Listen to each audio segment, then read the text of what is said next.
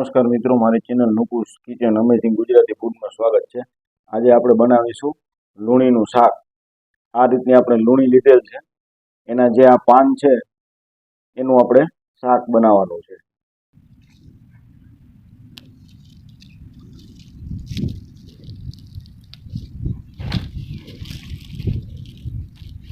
હવે આપણે લૂણીની ભાજીના પાન આ રીતે અલગ કરી લીધેલ છે અને તેને 3 વખત 4 વખત પાણીથી ધોઈ નાખવાના છે। આ રીતે આપણે પાણીથી એને ધોઈને લઈ લેવાના છે। ત્યાર પછી આપણે એક લીંબુનું કટિંગ કરીને લીધેલ છે, અડધું લીંબુ। ત્યાર પછી આપણે લસણની કટકી કરીને લીધેલ છે। ત્યાર પછી આપણે આદુ, લસણ અને મરચાંની પેસ્ટ બનાવી લેવાની છે। ત્યાર પછી આપણે આ 1.5 ચમચી છે ચણાનો લોટ લીધેલ છે। ત્યાર પછી આપણે 1 બાઉલ છાશ લીધેલ છે। હવે આપણે છાશને એક તપેલીમાં નાખી દેવાની છે। ત્યાર પછી આપણે જે લોટ લીધેલ છે 1.5 ચમચી જેટલો, એ ચીણાનો લોટ એમાં એડ કરી દેવાનો છે।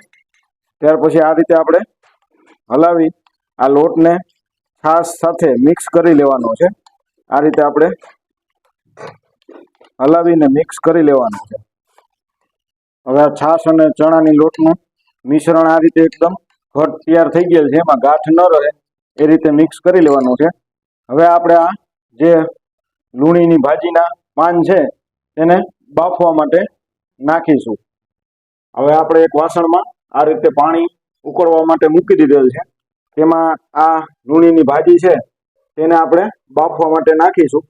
આ રીતે એમાં ઉમેરી દેવાની છે અને આ વાસણ છે બંધ નથી કરવાનું, ખુલ્લું જ રાખવાનું છે અને ભાજીને આપણે 50% સુધી બાફવાની છે।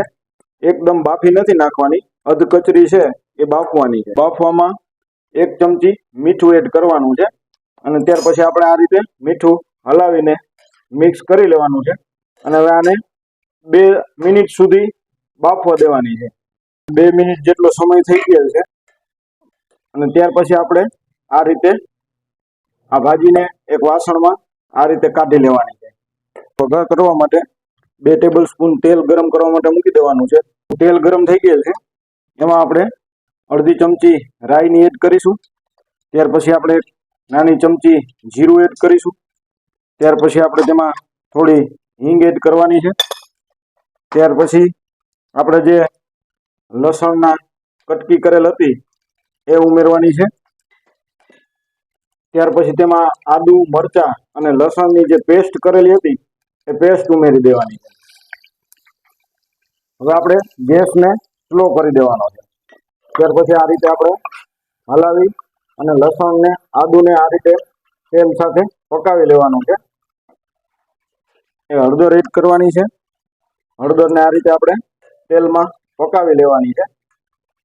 ત્યાર પછી આપણે તેમાં 2 ચમચી છે એ આખી ભરી નાની અને મરચા પાવડર એડ કરવાનો છે। હવે આપણે મરચા પાવડરને પણ આ રીતે તેલમાં પકાવી લેવાનો છે, આ રીતે। ત્યાર પછી તેમાં આપણે છે એ જે ભાજી હતી બાફેલી લૂણીની ભાજી એ આ રીતે એડ કરી દેવાની છે।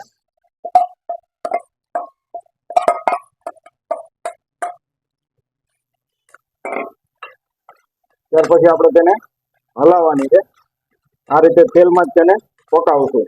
ત્યાર પછી તેમાં 2 ચમચી છે એ મીઠું એડ કરવાનું છે। આ રીતે મીઠું એડ કરી ત્યાર પછી તેને હલાવી 1 ચમચી છે એ ધાણા જીરું એડ કરીશું। ત્યાર પછી એમાં આપણે થોડો ગરમ મસાલો એડ કરવાનો છે અને છાશની પેસ્ટ બનાવેલી હતી આ રીતે મિક્સ કરીને એમાં એડ કરી દેવાની છે।